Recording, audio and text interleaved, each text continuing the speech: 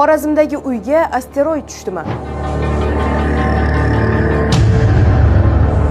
Ijtimoiy tarmoqlarda Xorazm viloyatidagi uylardan biriga asteroid tushgani haqida xabarlar tarqaldi.